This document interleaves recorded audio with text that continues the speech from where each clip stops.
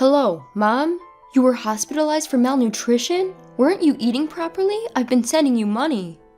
Yeah, thank you for that, but 60 cents, the fee costs more than that, so don't worry about it. 60 cents? What do you mean? I am broke and have been living a frugal life, cutting down on food and utility expenses. Eventually, I collapsed from malnutrition. My eldest son Raymond has been sending me 60 cents every month. I told him it's not the amount, but the thought that counts. I thought I'd been sending you $1,100 a month. Soon, shocking truths were revealed one after another from Raymond. I am Caroline. I am turning 80 this year. I lost my husband 5 years ago, and now I live alone in an old apartment. Since getting married, I have been a full-time housewife, relying on my own pension and my husband's survivor's pension as my only income. Life is not easy, and I've been cutting corners day by day. Of course, I save on food expenses, as well as utilities and water bills, and I barely get by living in a cheap apartment. Today, it has been lightly snowing since morning, but I don't turn on the heater to save electricity.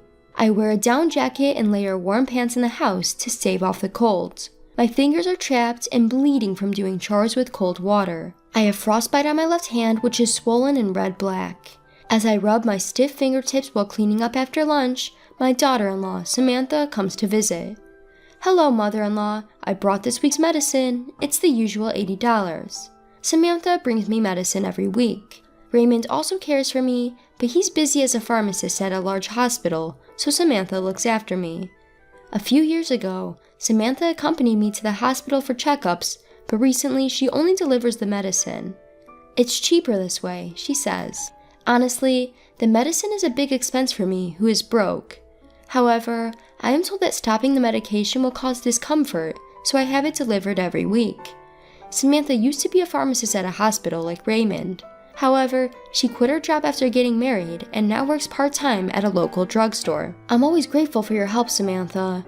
By the way, do you know anything about the box of rice crackers I had stored in the drawer? The one with the kids' scribbles on the lid? It's been missing since last week. I point to the dresser in the back. I had Samantha tidy up around the dresser last week, but the box has been missing ever since. Inside the box, I had kept my hard-earned savings. A box of rice crackers? I don't know anything about that. Maybe you put it somewhere and forgot about it. Can you not blame me? Samantha, perhaps hurt by the suspicion, took the money for the medicine and left with an unpleasant look on her face. I can't argue with that. After putting away the medicine, I grabbed my cane and went toward the post office. Today is the end of the month. Since my husband passed away 5 years ago, I have had no other income than my pension. My son Raymond, concerned for me, has been sending me money every month. My bank book spit out from the ATM as usual had deposit 60 cents written on it. The amount sent was so little that the transfer fees seem to cost more, but it's the thought that counts. Though it doesn't help much with daily life, I am grateful for it. After leaving the post office, I headed to my regular greengrocer. Since I visited every week, I became quite familiar with the energetic owner Dane, who is in his 60s. When I went to the store just before closing, I could get unsold and bruised vegetables at a discount. I always went to the store in the evening, targeting those discounts. Today, I got bruised turnips and radishes and wilting spinach. I thanked Dane and went home to pickle the turnips and radishes in my homemade brine. The secret brine pickles I've been making for years as a hobby and to save money are excellent in both flavor and texture. I had a simple but delicious dinner of spinach and pickles. Lately, my health has been deteriorating. I feel dizzy when I stand up, and I get short of breath just from moving a little. My nails and fingertips are also in bad shape. Perhaps my body is weak because I haven't been eating well due to cutting food expenses. I've had health issues before, but I never paid much attention, thinking it was due to age. But recently, the pain in my body is unbearable and the dizziness is terrible. I tried calling Samantha to see if she could take me to the hospital. The hospital? Just for dizziness? Well, I'm old, so it might be inevitable, but I'm worried. I haven't been to the hospital in years. Could you take me for once? But I'm busy, I don't have time. Raymond is working nonstop too. I'm sorry, but can we do it another time? It's not that urgent. As I expected, Samantha refused to accompany me to the hospital. Even the nearest hospital is quite far from my home. Being broke, I can't afford not only the medical fees, but even the transportation costs. Oh, and please don't contact Raymond. He's in a crucial period at work. If anything happens, please contact me." Samantha emphasized that and then hung up the phone. I sighed and took my medicine with cold water. One day, as I was chatting with Dane at my usual greengrocer, I was hit by another severe bout of dizziness. Unable to support myself with a cane, I squatted down on the spot. Dane rushed over. "Are you okay?" and peered into my face. The dizziness didn't subside even when I sat down. "I'm just feeling a bit dizzy. Nothing's wrong, I'm fine." As I said that, I tried to stand up forcefully. Suddenly, the world spun around and I fainted. When I woke up, I found myself in a hospital bed. Dane was sitting beside me. Receiving an IV drip, I heard the story from Dane. Apparently, after I collapsed at the greengrocer's, he called an ambulance for me. I had slept all night since being brought to the hospital, and it was already bright outside. The doctor explained that I had anemia due to severe malnutrition. Unbeknownst to me, my bones had become hollow and my body was in a more serious condition than I thought. I was worried about the treatment cost and wanted to leave early, but the doctor told me I had to be hospitalized for a week. "Caroline, I always tell you to eat properly. I was shocked when you suddenly collapsed." Dane had always been concerned about my health. "Sorry for making you worry, but I don't have any money." "Didn't you have an eldest son? He's a doctor or something, right? He must be earning a good salary working at a hospital, so he could at least send you some money." "He's a pharmacist. I've been receiving support from him, but..." I smile awkwardly and close my mouth. "I receive a monthly allowance from Raymond, but it's too small to help with my living expenses. With the weekly medicine fee I paid to Samantha, even my pension has been significantly reduced. Dane says I should get more money, but I'm hesitant to accept money earned by others, even if they're family. However, what worries me now is the hospitalization cost. With my barely getting by lifestyle, I can't imagine affording such high medical bills. Also, I'm concerned about my precious rice brine pickles. If I don't stir them every 3 days, they'll go bad." After thanking Dane for returning to the store, I searched for my cell phone to contact Samantha. Looking at the screen, I saw that the battery had died. I don't remember Samantha's number, but I memorized Raymond's because it's similar to my home number. Samantha told me not to contact Raymond, but with things like this, I can't avoid it. I borrowed the hospital phone to call Raymond. "Hello?" "Oh, thank goodness, it's been a while since we connected, Raymond. It's your mother. Sorry to call you during work." Samantha had forbidden it, but I called Raymond from time to time. I just wanted to hear his cheerful voice, but for some reason he never answered my calls. Was he too busy with work to answer the phone? Anyway, I was relieved that the phone connected during this crucial time. I thought, who could this be? It's been a while since you called, Mom. Where are you calling from? I was reluctant to worry my eldest son, but I admitted I was in the hospital. I briefly explained to the surprised Raymond how I had collapsed and been hospitalized. "What, malnutrition? Mom, haven't you been eating properly? I've been sending you money for that reason." "Yes, I'm really grateful for that. Your support means a lot to me, but 60 cents might cost more in fees, so don't worry too much." 60 cents? Fees? What do you mean? With a puzzled tone, I told Raymond how I received 60 cents from him every month, and that I appreciated the gesture more than the amount. "I thought I was sending more money to Mom." Raymond finally speaks, as if squeezing out the words. "Wait, I'm curious about that too. But you mentioned malnutrition, right? Mom should have been going to the hospital every month, and she should be getting her medicine. Hasn't the doctor said anything until now?" "Yeah, I'm getting the medicine. Samantha delivers it to the house every week. I haven't been to the hospital in years. Lately, I've been having bad dizziness and palpitations, and I wanted to go to the hospital if possible, but Samantha said I'm busy, so maybe next time."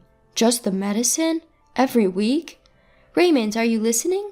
Raymond mumbles something on the phone. He seems to be worried about something.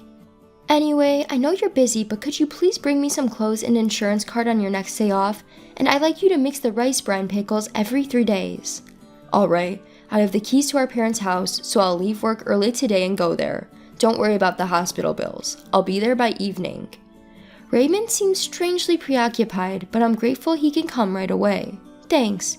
Be sure to wash your hands well and mix the pickles with your bare hands." "Mom, I'm here. How are you feeling? Are you okay?" After the call, Raymond shows up in the afternoon. It seems he left work early. As he organizes the clothes and personal belongings he brought from the house, he asks me in detail about recent events. About the house, my health, the medicine, Samantha.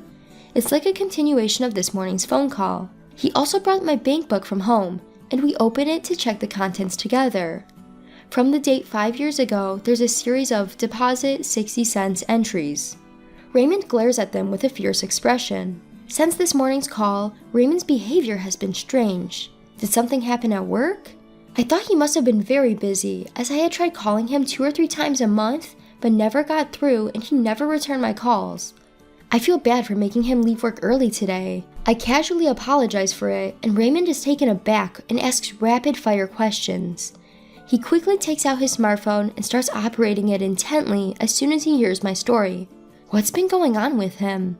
Raymond gazes at the screen for a while, then operates his smartphone again to send a message to Samantha. He then grabs his backpack and says, "I'll be back shortly." He leaves the room. Left behind, I feel a strange sense of unease but lie down in bed anyway. That evening, Raymond returns to the room. He puts down his backpack and asks how I'm feeling.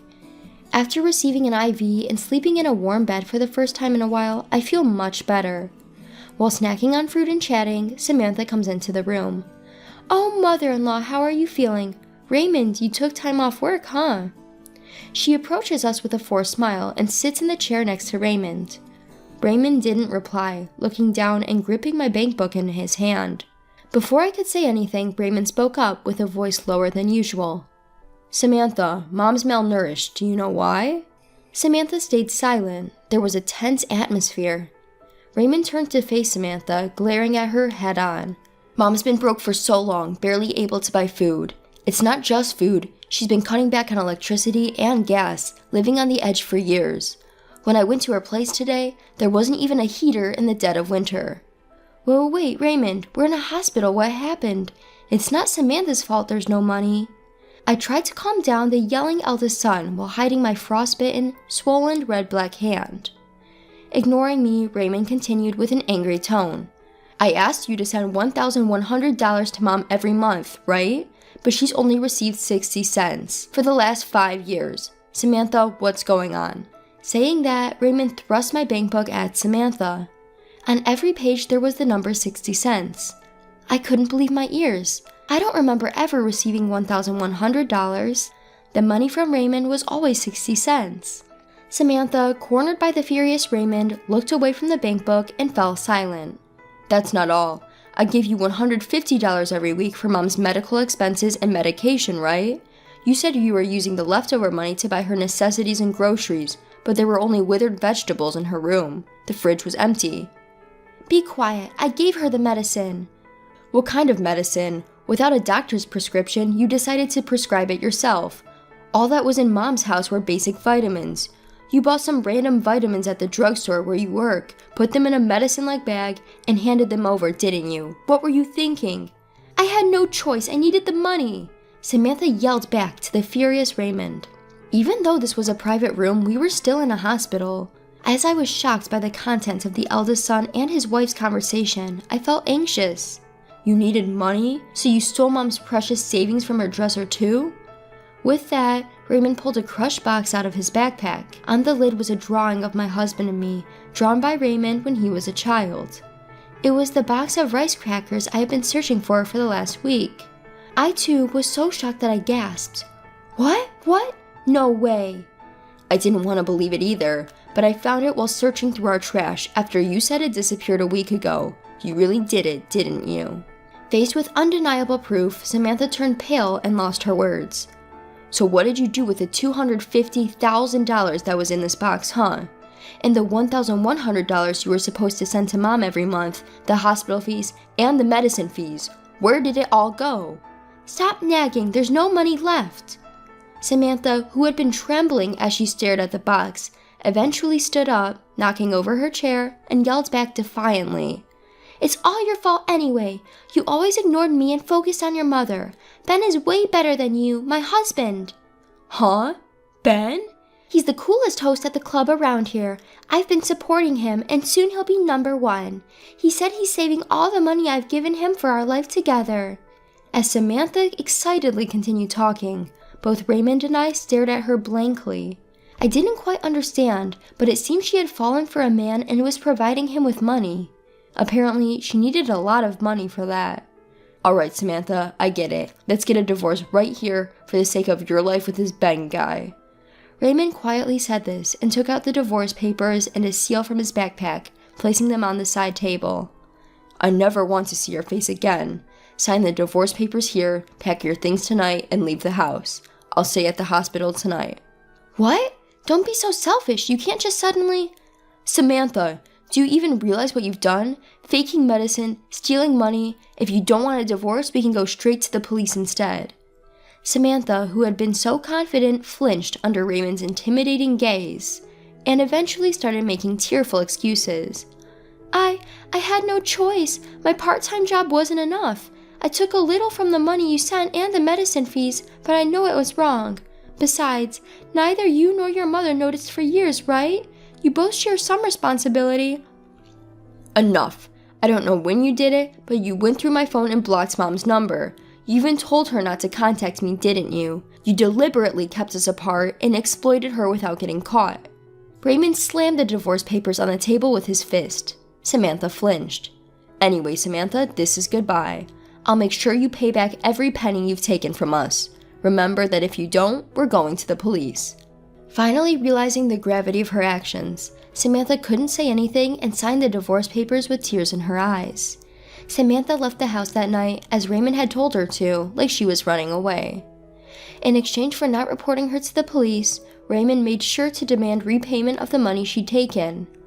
The amount she'd taken for the last 5 years since my husband's death, including the money for living expenses and medicine in my savings, totaled to over $900,000.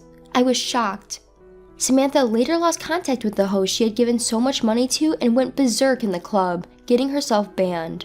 Bad rumors seemed to spread from nowhere, and before she knew it, they reached her part-time job, resulting in her being fired.